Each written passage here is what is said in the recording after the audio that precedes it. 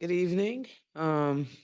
Super excited for the opportunity for us to have a next play mentality. I think all year we've been in situations like this before, but the way that this group bounces back, I'm extremely proud of this group and the way it bounces back. So I'm looking forward to seeing how they can do that tonight. Coach, two, if I could. One, you and Tina have been in exactly this situation together Hmm. as players. I'm wondering how much you've sort of leaned into that. You guys have had a discussion about things you've learned from those experiences that maybe you're putting into play tonight. To be honest, it's hard to explain when you're in these type of instances. You just have to be able to experience to understand what it feels like and how you have to show up. So we have some players who have also been in this experience before. Actually, this roster, our last three games were all must-win games for us in order to continue our season. And they handled it like pros. So I expect them to come out with the same mentality and attitude that they've came out with for the last month of our season. And just related to that, you talked about getting punched in the mouth at the Yeah. start of this one.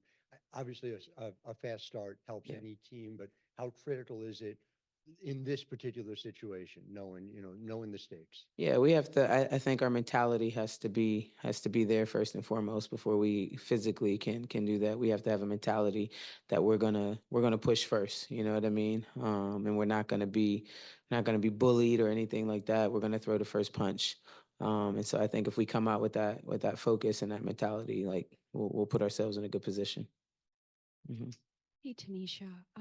I'm curious if you could explain to us what you and your staff have been able to do to help transform and develop Nas into a starter and a key role player on your team. Yeah, Nas has done a tremendous job, I think, over the course of her career of really um, buying into the little things and craving and carving out a niche for herself and understanding she has to find multiple ways to be able to impact the game, and I think that's what she's doing really well, and I think that's what she's going to do really well over her career, even as she develops. She's not going to be somebody who hones in and focuses on one thing. She's going to be somebody who does a lot of different things really well.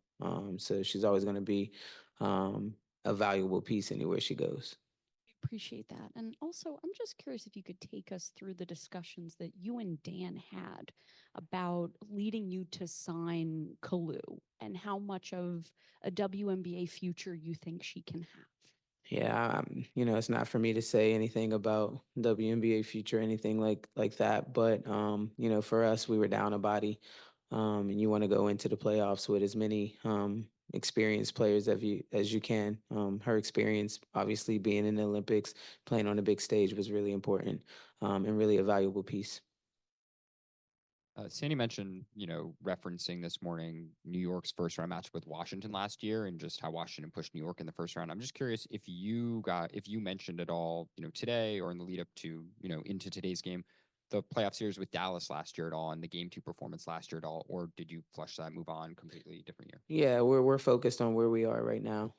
Again, we feel like we have a great opportunity. We feel like, we've had opportunities against this particular team with this particular roster and with our roster, and so the mentality has to be there first and foremost. And like I said earlier, I feel like if we come out with the right mentality, everything else will fall in line. Hey, coach. So Niara Sabli's really found her way in the last couple of weeks of the regular season and now into the postseason. Obviously, Jonquel Jones is a tough defend, but how much more tough is it when you have Niara Sabli as well, really finding her game recently? Yeah, in general, I think they've done a great job with really bolstering their bench, and they contribute in different ways to impact and affect winning.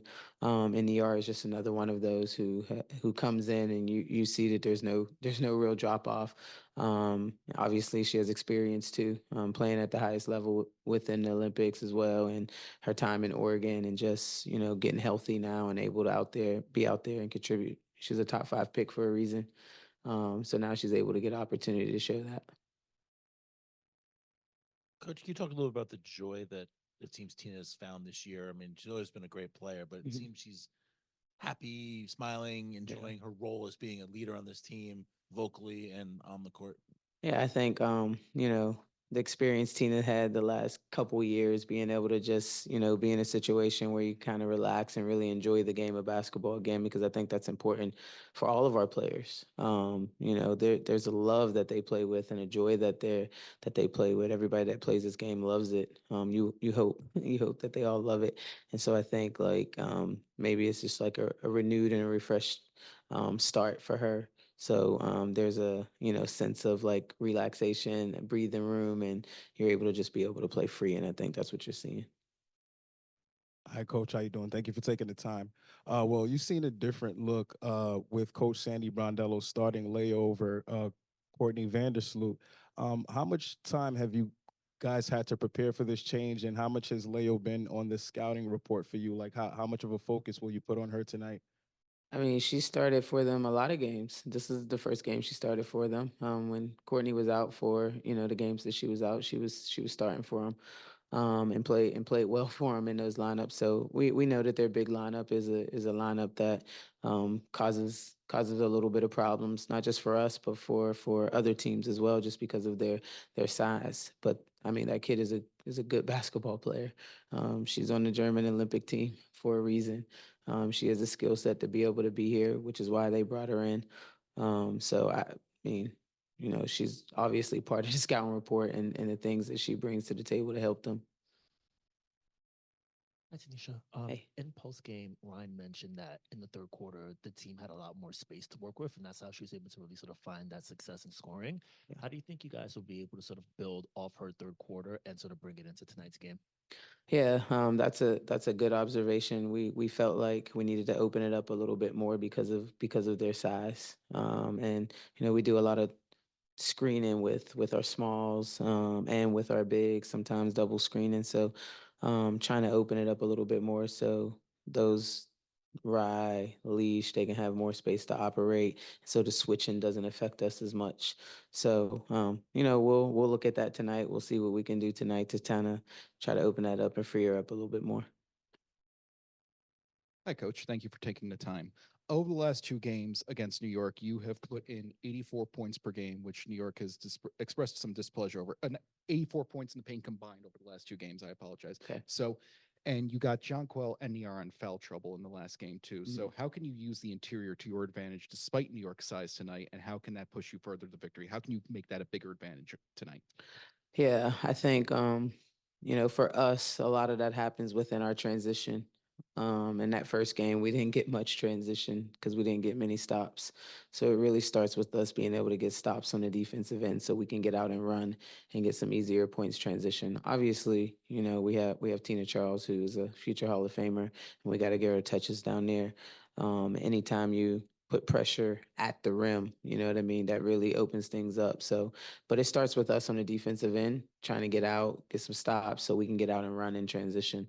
A lot of our points come in that manner as well. Nas cutting, you know what I mean, when people are doubling Tina, different things like that, making sure we have cutters and stuff like that. So we have to do a great job of defending, so that we can get out and run some more.